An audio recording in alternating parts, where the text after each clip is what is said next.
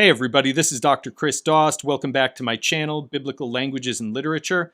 Before we get started with our video today, I just want to share with you a few new exciting things that are going on at Sabra Global Education. Beginning April 13th, Dr. Jeffrey García of Alliance University will be teaching the Dead Sea Scrolls and the New Testament. This is a 4-week class that meets 1 hour per week, and in this video you'll get a taste of what that course is going to be about. Those who wish to sign up for the class but who cannot make the live class sessions, that's okay because the class sessions are recorded and uploaded to an online classroom for you to view at your convenience. For information on group discounts, please contact info@sabraedu.com, info@sabraedu.com. Beginning April 24th, Dr. Robert Harris of the Jewish Theological Seminary will be teaching the Book of Isaiah from yesterday to today. And this is an ongoing course that will meet indefinitely 1 hour per week. So if you're interested in getting to know the ins and outs of the Book of Isaiah from historical perspectives, Jewish perspectives, and Christian perspectives, this course is for you. Dr. Stephen Notley of Alliance University is teaching Jesus' parables as Jewish scripture. This course is already underway, but it's not too late to register. And as with the other courses, all of the class sessions are recorded and available to view through the online classroom.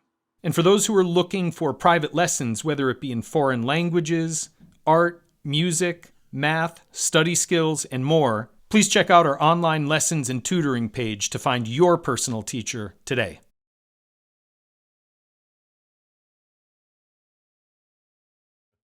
It's not fair I put you on the spot like this, right?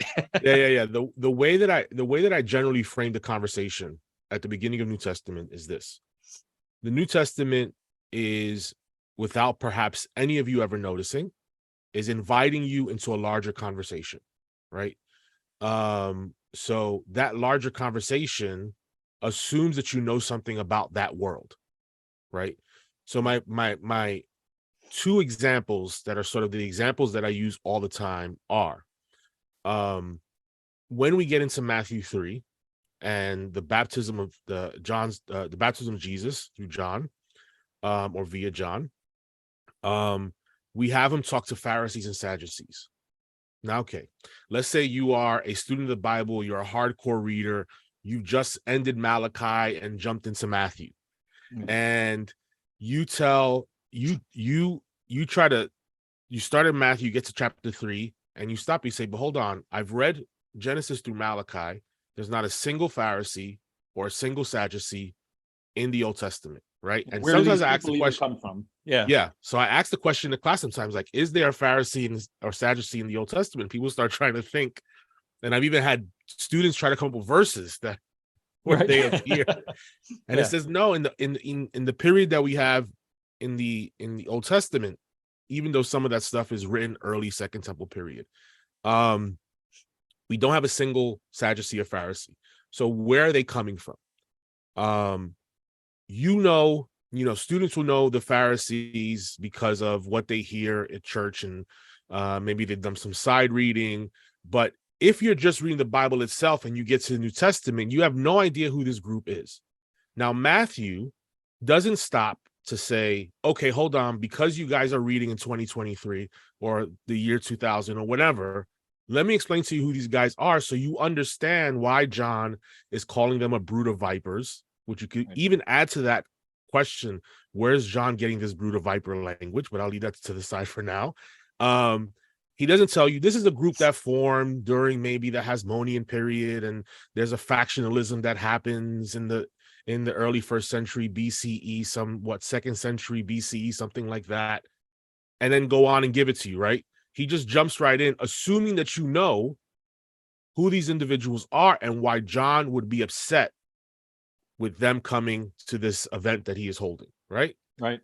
My second example is Jesus going to the synagogue of Nazareth in Luke 4. And for me, that is the one where, because most of my students are coming out of a church context, although the question applies also for students that don't necessarily have a church background, right? When you get to Luke and it says that Jesus goes to the synagogue on Sabbath, as was his custom, right? He gets handed this scroll of Isaiah, right? And then he reads from it, he sits down to teach, and then it keeps it moving. And it gives us no explanation as to what happens in a first century synagogue. So I look at the class and I say, do you guys know what happens in a first century synagogue? What is the service like? What does the synagogue look like? Why is any of this important? I mean, in Matthew 23, Jesus mentions the seat of Moses. Do you guys know any of this stuff? And it says no. And Luke doesn't stop to tell you, okay, because you guys don't even know what happens in a modern synagogue, let me tell you what happens in an ancient one, right? And then he doesn't go into all the steps. He assumes that the person he is writing to, which in this case is Theophilus, according to chapter 1, that this is known by the reader. So it's unnecessary to give what he would deem perhaps superfluous information. Right. In other words, he doesn't need to stop and give every detail. So that indicates to me that the New Testament is already assuming a certain amount of knowledge on its readers. Now, this doesn't mean that for people of faith, that just picking up and reading the scriptures is not impactful. It's not educational. It's not for the edification of the community.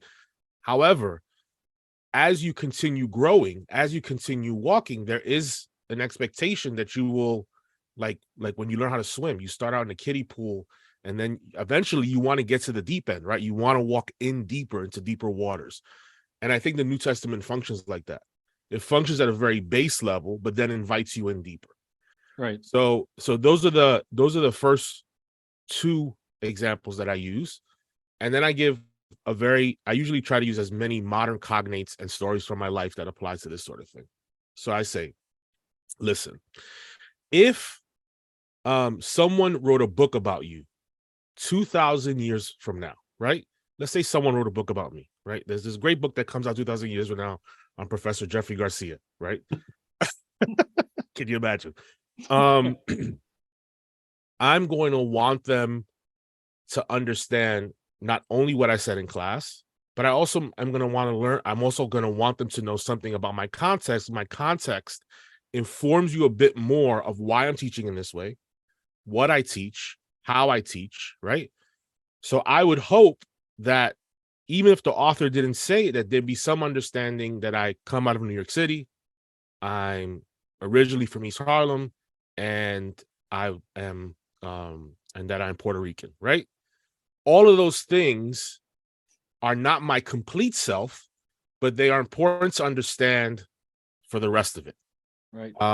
And they immediately recognize that, because I tell them, if someone writes a book from me, for a book about me 2,000 years from now, and they say, I'm from Milwaukee and I grew up in an Irish neighborhood, that completely switches how they could potentially read me.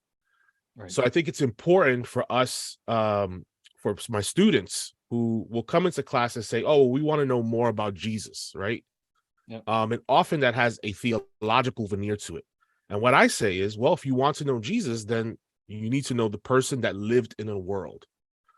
And I am big. I received this years ago from a colleague, and I started to use it. That within Christian circles will use the idea of the incarnation. Okay, we have a big holiday called Christmas where we celebrate, where that is celebrated, right? I tell them, okay, if you agree in the incarnation, right, that God chose to become human at some point in history, then isn't it important to respect that point in history, to honor that point in history, that there's a specific place, specific language, specific faith that is represented and portrayed in the New Testament, and the expectation is that you will learn something about this. Right. That's usually day one of New Testament literature. Got it. So, boy, there's so many different ways that we can riff off of this. So let me, the answer is fascinating. And let me start with this. So I think your first example was with the Pharisees, right? Yes. Do modern Christian readers, and again, we're going to generalize here. Yes. Do modern Christian readers of the New Testament give the Pharisees a fair shake? I will help you with the generalization. In general, the answer is no. My experience teaching for over a decade now And because New Testament is a core course at Alliance University, students usually take it within their freshman and sophomore year course. It's one of their first Bible courses. My general pushback to how we read the Pharisees indicates to me, at least the student response indicates to me, that they follow in a very long, what I would call anti-Jewish perspective on reading the Pharisees. I don't think this is coming necessarily from them. In other words, it's not some malicious attempt to understand the Pharisees, but Christianity, in generally speaking, has had a long history of maligning the Pharisees as Jesus's enemies. And what I need to do, as is my responsibility, I mean, both of us come from studying academically in Jewish environments. Both of us have, good Jewish friends. We know the history of the relationship between the Jewish people and the church. So it's my responsibility to sort of start to push back against that, and begin to show that there are more things about the Pharisees, some of which connect Jesus to the Pharisees more than separates them. And that when we look at history, and this is noted by scholars now for generations, it's just we don't get access to the material at a church level. We'll note that this is the case when we're comparing, say, the Pharisees and Jesus. And to the point that I made previously, the New Testament also assumes that you know something about their discussions, right? So when you go into the Pharisees' debates, let's say the Sabbath controversies, right? And Jesus is doing something on the Sabbath, right? That they perceive, that a Pharisaic group perceives to be not allowable based on halakha or Jewish commandments, proper observance of Jewish commandments. I say you should know that conversation is not happening from scratch at that moment. That conversation is representative of a larger conversation that is happening in the world, right? In the world of Judaism.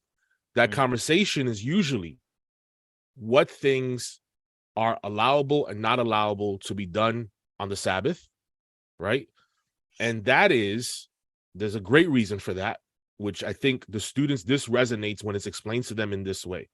The reason that is that, let's say we have just the 10 commandments, which is the commandments are much larger than that. But let's say for the students, they know the 10 commandments. 10 commandments says you shall keep the Sabbath holy and not work on that day, right?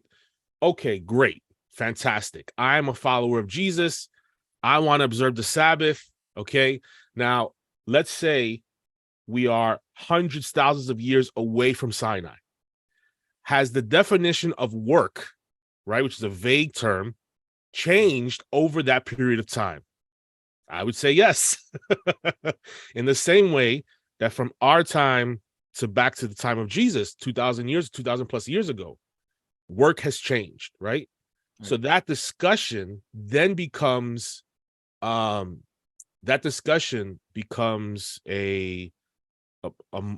more valid approach to understanding the discussion between the Pharisees and Jesus. Then they begin to see it more as a trying to figure out how to properly observe the commandments, as opposed to the Pharisees trying to find a way to bring Jesus to the cross. And we have those sort of sometimes difficult conversations, to be honest. But we do so in light of the New Testament. We bring in history. What do we know about the Pharisees and Sadducees? What do we know about when they begin, when they start? Who are they? And it helps. Unfortunately, there still is a great deal of, I think, misreadings of who the Pharisees are, who they were, specifically in relation to Jesus. When you get a student, and I'm sure you have many students who their initial response might be to bristle at what you're saying. Sure. Because of the long-standing interpretive traditions about Pharisees, Sadducees, other groups, etc. what Jesus is and is not saying, how to interpret his words. How often, and again, speaking in generalities, do you run into a lot of resistance in the classroom, or do you find that people who've never heard these perspectives, that it's easier for them to be open-minded these days about it and say, oh, maybe I do need to go back to the drawing board? Or do you find that too often the interpretive traditions that exist in Christianity today about these matters and New Testament issues are just so deep rooted that it's difficult for many to really engage? I think my experience with my students that I get is usually the majority are open. The ones who actually do the reading, which we know as professors is a thing, the ones who actually do the readings on the Pharisees, I think for the most part are challenged enough, which is how I explain it, be challenged, are challenged enough to say they need to reconsider some of the ways they may have understood the Pharisees before. Right. On occasion, in every class, there are individuals who will push back, which in my class, this is exciting for me. I like the pushback. I like the give and take. I like for it to be a model of what's actually happening often between Jesus and the Pharisees. There is for me, the way that I read them is that in all cases, I would say there's a healthy conversation that is happening, that if we go to the text automatically assuming that the Pharisees are antagonistic to Jesus, then we've already placed a interpretive grid over a text that we haven't even read. Yeah. Yet, right? So when students push back, I love it, but there are students who are uncomfortable and challenged by the perspective of trying to understand the Pharisees in a more deep fashion. But I think over time, since I've been doing it for so long, that I give enough pieces to the puzzle, connecting Jesus's teachings with teachings that we traditionally ascribe to Pharisees that we have outside the New Testament, and how they are parallel to one another in content, parallel with ideas, parallel with how they see the commandments. Now, is there always going to be agreement? Of course not. But this disagreement and agreement are part of human existence since the beginning, right? Right. But because tradition has passed down this automatic antagonism between the Pharisees and Jesus, and then that has been transposed over to the rabbis and eventually the Jewish people, we come simply with a monolith of antagonism. Right. One thing, this is what it is, this is what it has to be, it can't be any way. And the fact that they are given a different perspective, or I try to give them a different perspective or challenge them, I welcome in my class, I say, listen, you're welcome to disagree with me. Okay. Right. But if you disagree with me, let's have a conversation about it. Okay. That's it. Yeah. We can still sit together and disagree on how we interpret, let's say, a particular scripture or a particular group, and still have lunch together and still have a good time together and still be in a great relationship with each other. That doesn't have to be a point of separation. But I tell them, if there is a desire to grow, I mean, we both know this educationally, getting doctorates, right? Right. There has to be challenges along the way to help you grow. Right. If you have no challenges, there is no growth.